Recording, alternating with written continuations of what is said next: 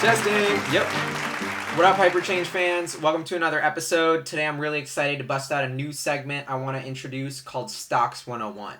So a big mission of HyperChange and a reason why I started this is because I want to share my knowledge and passion about investing with you guys, empower you to become better investors. And I'm going to do little videos breaking down, defining tiny little terms that we use every day in the stock market that I talk about all the time in my videos that some of you might not understand. So if you're still learning about the stock market, check out these videos. A ton more on the way. First episode of Stocks 101 right here. Let's do it. Today I want to talk about how to figure out how much a company's worth. This should be your first place you start when you're doing research on a company. How much is it worth? That's like, if you don't know that, then I don't know how you could determine whether it's cheap or expensive based on its revenue or earnings because you have nothing to compare it to.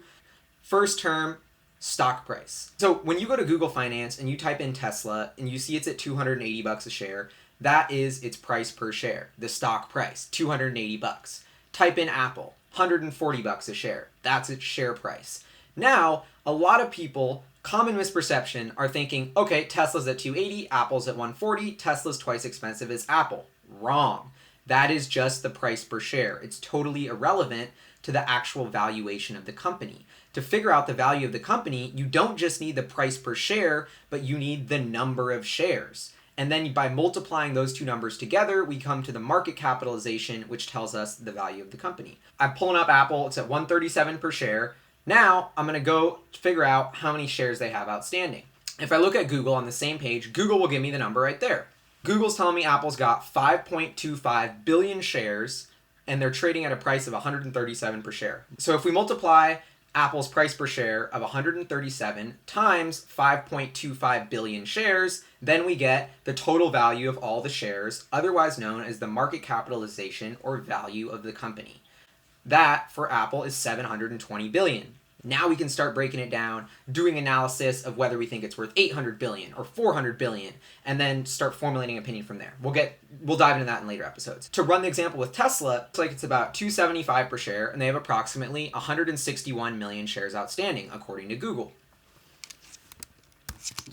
We get to a value of approximately $44 billion. So even though Tesla is trading at twice the amount per share of Apple, they have so many less shares, only 161 million versus Apple's 5.25 billion, that the value of the company is a lot smaller. Tesla's worth 44 billion, Apple's worth 720 billion, yet Tesla trades at a higher price per share. So this is just to illustrate that you can't look at the price per share and think of a stock as expensive or cheap or even figure out how much it's worth. You need to combine that with the amount of shares outstanding and determine the market capitalization of the company. This is the first episode of Stocks 101. Wanted to kind of break it down for you guys, figure out how to go into Google and figure out how much the company's worth, you know? So if I think Apple's going to be worth $2 trillion, buying it at $720 billion, probably a good idea. If I think Tesla's only worth $10 billion, but it's trading at 44, probably not a good idea to buy. You know, then you can really start breaking down and doing some concrete analysis. That's why I think market cap is the first thing, super important, just wrapping your head around what is the value of this thing. You know, so I ran through that whole calculation, but the truth is most software products I use, including Google, have the market capitalization right there already, so you don't even have to calculate it. But I just think it's nice to show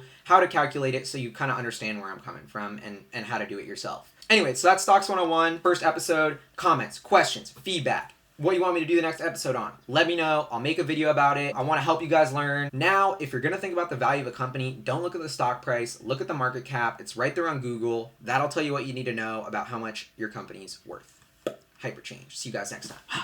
Stocks 101. Stocks 101. Stocks 101.